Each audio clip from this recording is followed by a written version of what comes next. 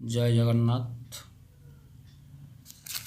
आउ थे स्वागत करुच्ची समस्त छात्र छात्री साहित्य प्रेमी मानक आम आज जुक्त 2 कला वाणिज्य विज्ञानर आउ एक सुंदर पद्यर आलोचना करिबा।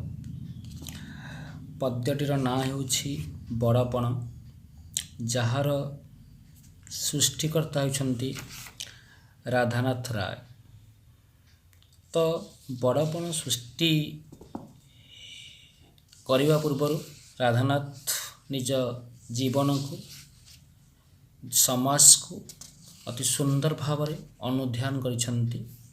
तो जदि मु राधानाथ राय उपर सम्यक सूचना देवाक चाहिए, राधानाथ राय बालेश्वर केदारपुर रे जन्मलाभ करथिले। से मनीष को अति भल पाउथिले, मनीष को अति सुंदर भाव नीतिनिष्ठ होई जीवन निर्वाह करने पाई परामर्श देउथिले। तांको लेखनी रे जेते सब सृष्टि उत्तरी आसीची से सृष्टि की आम जदि आलोचना करिबा, से सृष्टि भितर आम गोटे जिनस देखिबा, से ओडिशार आगधारे थिबा कविंक परी प्रकृतिर वर्णना अति सुंदर भाव करछन्ति। तांको कविता भितर को उत्तरी आसीची महाकवि सादासंग परी ओडिशार माटी पानी अरण्य पर्वत नदी समुद्र तीर्थस्थान इत्यादि से सब जीवंत हो उठिछन्ति।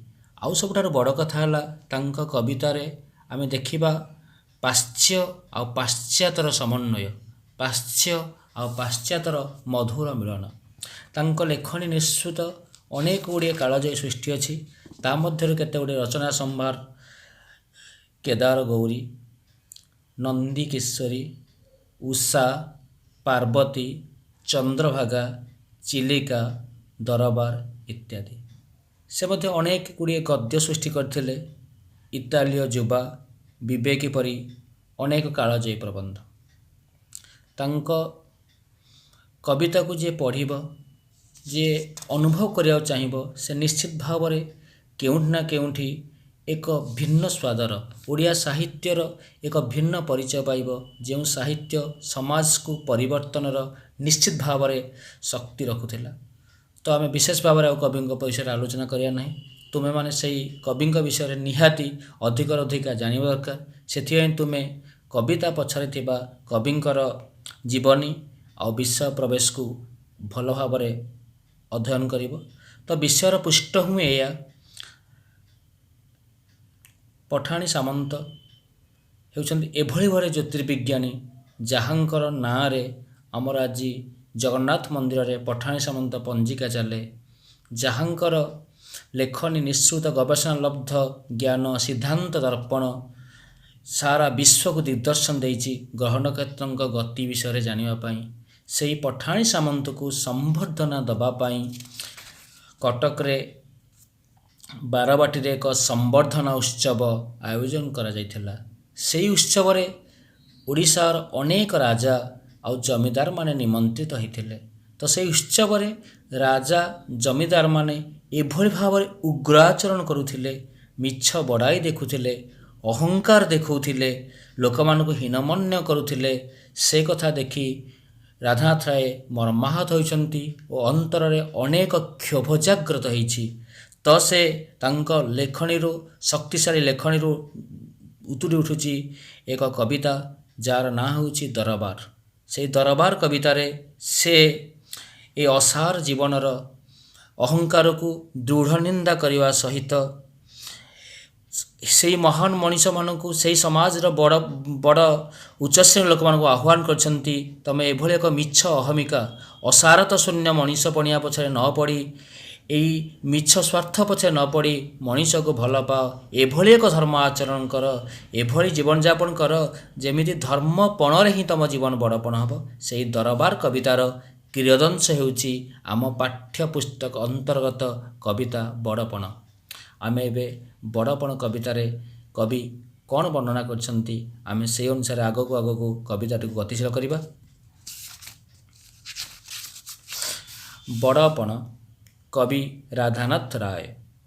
ମନେ ନାହିଁ ତୁମ୍ଭେ କାହାର ସନ୍ତାନ, କେଶରୀ ଔରସେ ତୁମ୍ଭେ ସିନା ଶ୍ୱାନ।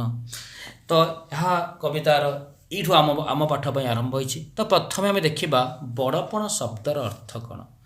ବଡ଼ପଣ ଶବ୍ଦର ଅର୍ଥ ହେଉଛି ମହାନ ପଣିଆ ବା ନିଜର ଶ୍ରେଷ୍ଠତା। ତୁମେ କେଉଁଥିରେ ବଡ଼ପଣ ଦେଖାଇବାର ଅଛି।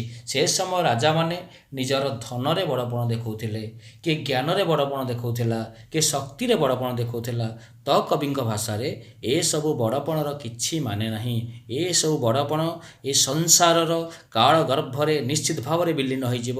କବିଙ୍କର ଆହ୍ୱାନ, ତୁମେ ଏଭଳି ଭାବରେ ବଡ଼ପଣ ଦେଖାଅ ଯାହା ସଂସାର ଥିଲା ଯାଏଁ ଥିବ।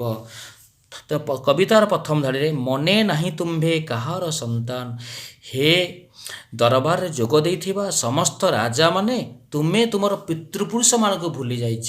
ସେମାନେ କିଭଳି ମହାନ ଥିଲେ ବୁଝି ଯାଇଛ। ସେମାନଙ୍କର ଧର୍ମ କର୍ମକୁ ତୁମେ ସବୁ ଭୁଲି ଯାଇଛ। କବି ଦୃଢ଼ କଣ୍ଠରେ ଶକ୍ତିଶାଳୀ ଉଦ୍ଘୋଷଣା କରନ୍ତି, ତୁମ୍ଭର ପିତୃପୁରୁଷ ଥିଲେ କେଶରୀ। କେଶରୀ ମାନେ ସିଂହ, ଔରସ ମାନେ ସିଂହର ଦ୍ୱାରା ସୃଷ୍ଟି ହୋଇଥିବା। ତୁମେମାନେ ହେଉଛ ଶ୍ୱାନ ମାନେ କୁକୁର। ତୁମେ ସିଂହଠାରୁ ସୃଷ୍ଟି ହୋଇଥିବା କୁକୁର। ଅର୍ଥାତ୍ ସେ ପୂର୍ବପୁରୁଷମାନେ ଥିଲେ ସିଂହ ପରି ବଳଶାଳୀ, ସିଂହ ପରି ଶକ୍ତିଶାଳୀ, ସିଂହ ପରି ସମର୍ଥ, କିନ୍ତୁ ତମେ ସେମାନଙ୍କ ଠାରୁ ସୃଷ୍ଟି ହୋଇ କୁକୁର ଠାରୁ ହୀନ। ପୂର୍ବ ପୁରୁଷର ପ୍ରତିଷ୍ଠା ବିଶାଳ, ବିକି ଭାଙ୍ଗି ଖାଉଥିବ କେତେ କାଳ। ତୁମର ଉତ୍କଳର ପୂର୍ବପୁରୁଷମାନେ, ପୂର୍ବ ରାଜାମାନେ ନିଜର ଶୌର୍ଯ୍ୟ, ଉଦାର୍ଯ୍ୟ, ବୀର୍ଯ୍ୟ, ବଳକୁ ପାଥ୍ୟ କରି ବିଶାଳ ସାମ୍ରାଜ୍ୟ ପ୍ରତିଷ୍ଠା କରିଥିଲେ। ଆଉ ସେ ସାମ୍ରାଜ୍ୟରେ ପ୍ରତ୍ୟେକ ବ୍ୟକ୍ତିକୁ ସ୍ନେହ, ଶ୍ରଦ୍ଧା, ଭଲ ପାଇବା ଦେଇ ଏକ ସୁନ୍ଦର ସମାଜ ନିର୍ମାଣ କରୁଥିଲେ। କିନ୍ତୁ ତୁମେ କିଛି ନ କରି ବିକି ଭାଙ୍ଗିକି ସେଇ ସାମ୍ରାଜ୍ୟକୁ ବିକୁଛ।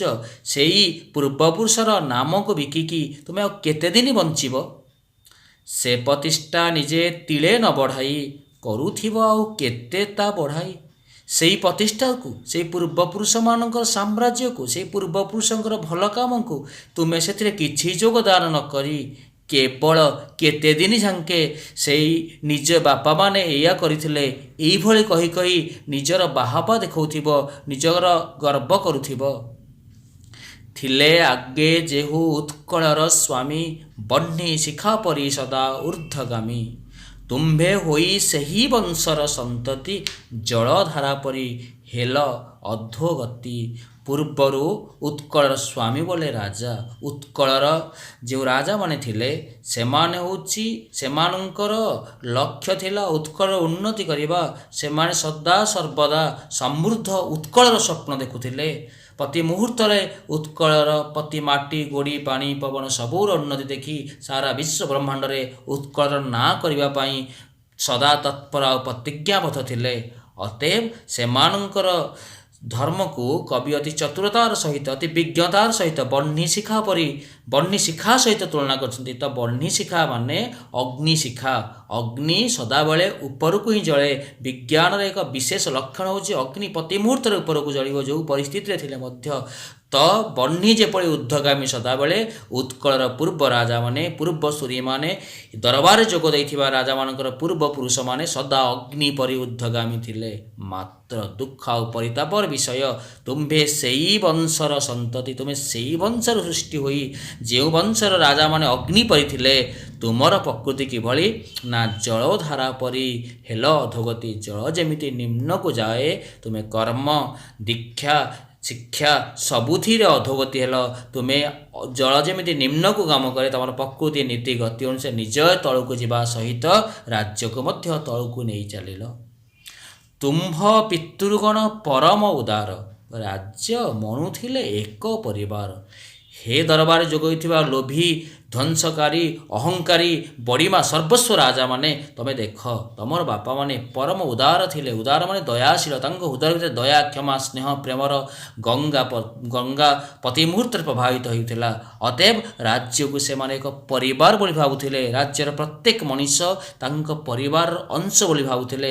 ସେମାନଙ୍କର ସୁଖରେ ରାଜା ସୁଖୀ ହେଉଥିଲେ, ସେମାନଙ୍କ ଦୁଃଖରେ ରାଜା ଦୁଃଖୀ ହେଉଥିଲେ। କିନ୍ତୁ ତୁମେ ଏଭଳି ଭାବରେ ସୃଷ୍ଟି ହେଲ।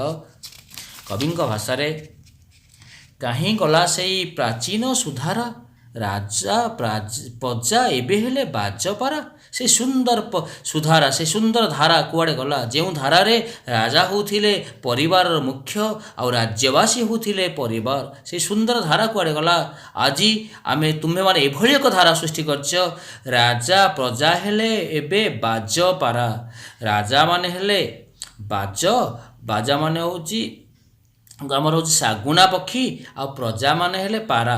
ଅତେବ ବାଜ ପାରା ଭିତର ସମ୍ପର୍କ ହେଲା ଖାଦ୍ୟ ଖାଦକର ସମ୍ପର୍କ। ବାଜ ପାରାକୁ ଖାଦ୍ୟ ହିସାବରେ ଗ୍ରହଣ କରେ।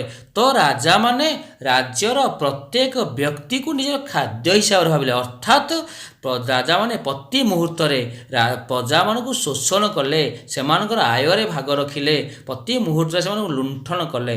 ଅର୍ଥାତ୍ ସେମାନେ ରାଜ୍ୟବାସୀକୁ ଆଉ ପରିବାର ନ ଭାବିକି ନିଜର ଆୟର ମାଧ୍ୟମ ଭାବିଦେଲେ, ନିଜର ସୁଖ ସମୃଦ୍ଧିର ମାଧ୍ୟମ କରିଦେଲେ। କାଢ଼ି ନେଲା ରାଜ ଭୋଗ ଅଭିଳାଷ, ପ୍ରଜା ମୂର୍ଖୁ ତାଙ୍କ ସମାର୍ଜିତ ଘାସ।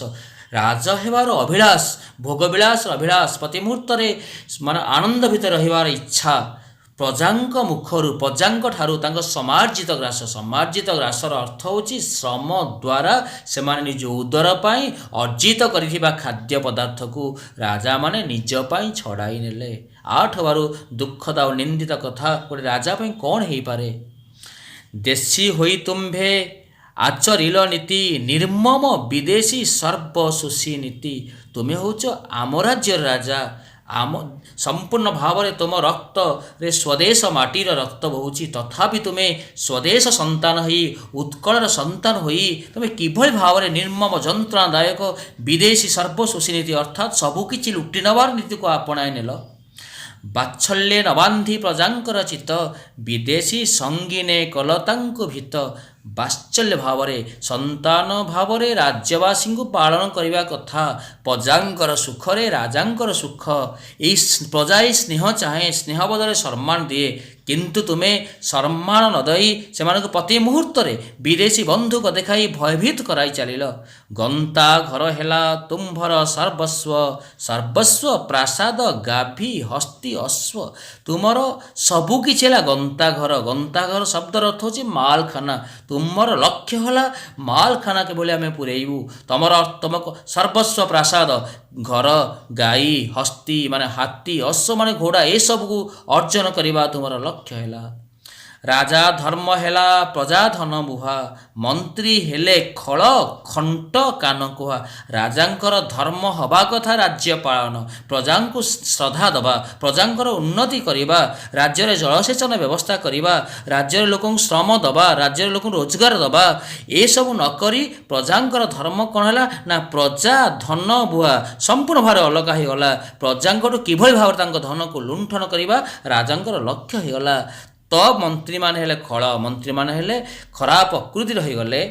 ଖଣ୍ଟ ହେଲେ ଆଉ କାନ କୁହା ହେଲେ, ମନ୍ତ୍ରୀମାନେ କାନ, ରାଜାଙ୍କର କାନରେ ବିଭିନ୍ନ ପ୍ରକାର କୁମନ୍ତ୍ରଣା ଦେଇ ରାଜାମାନଙ୍କୁ ପଥଭ୍ରଷ୍ଟ କଲେ। ତଣ୍ଡି ଦୁଃଖୀ ରଙ୍କ ଅରିକ୍ଷିତ ରାଣ୍ଡ, ବିଦେଶୀଙ୍କି ଖୁଆଇଲ କୁକୁଟାଣ୍ଡ।